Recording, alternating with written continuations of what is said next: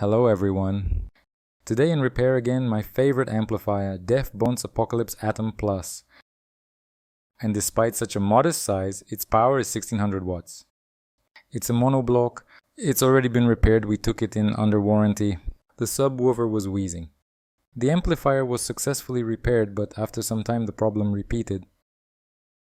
I looked carefully at the board and could not understand what was resoldered here.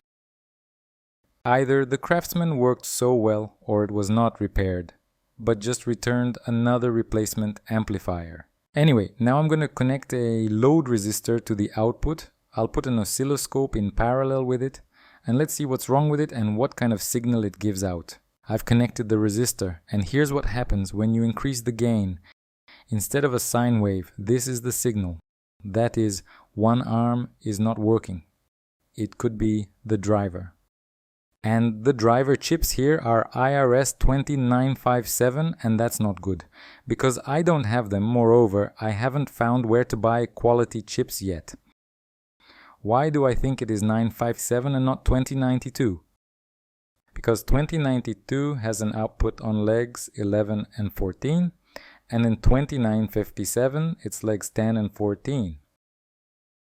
And in our case it's 10 and 14, as you can see on the board. Let's see the signal on the input, pin 3. On the output, I've already looked, there's a signal there. So either there is no signal at the input or the chip is not converting something. I'll show you clearly. Pin 11. You can see that there is a clear signal with a frequency of 157 kHz. Same thing on pin 14. Now on the input, you can see that some signal is present, but it's completely indistinguishable because of the heavy noise. And I found something interesting. There are 3 TL0074 operational amplifiers, and on this chip on pin 1 and pin 7 is sine. Here it's sine A on pin 1, there's nothing on pin 7, and here on both pin 1 and pin 7 it's half sine. And if you look closely, it looks like this chip has been resoldered before. Somehow it's crooked, and the solder is different from the neighboring one.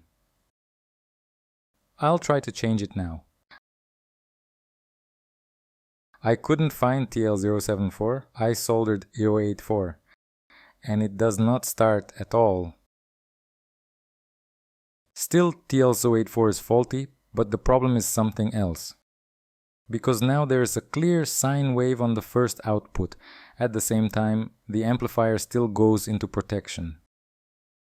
I soldered the second operational amplifier again, and now everything works.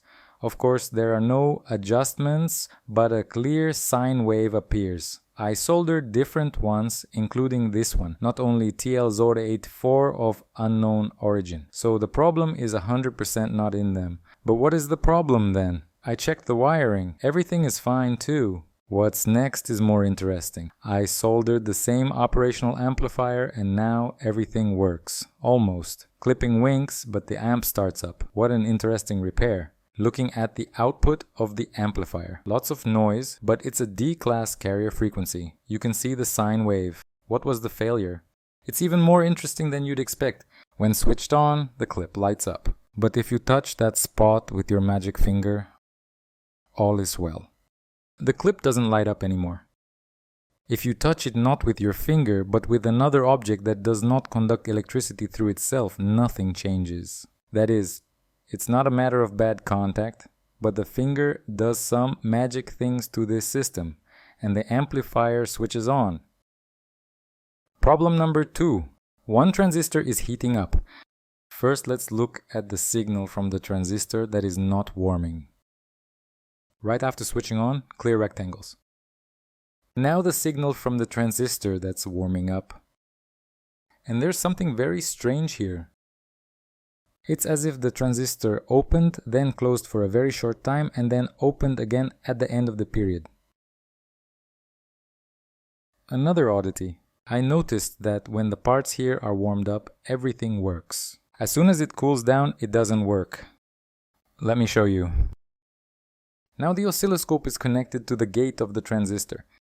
And after switching it on, this is not a normal signal. Let's wait a few seconds.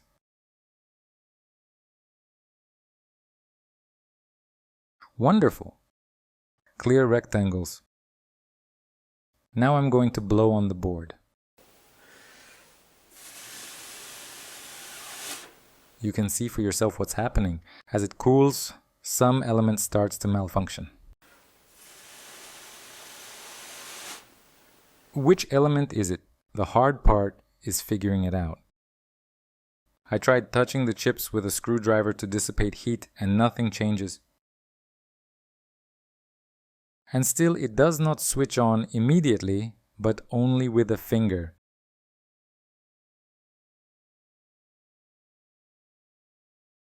So, continuation of the video after 3 weeks. Received the parcel with IRS 20957. Ordered 2 of them, they look like this. I really hope they are not defective chips and everything will work. Change the chip and the exciting part. Will it switch on or not? Yes, everything looks fine at first glance. One more time. It starts up, but 2 transistors are heating up, which they never did before. I've found the cause of the heat. It's the resistor that connects the driver output to the gate of the transistor. And now everything is just fine. Current consumption is 750 milliamperes, so no heating of transistors. Now assembled. A smooth sine wave. 6 amps load draw. It's all good. And now a little music.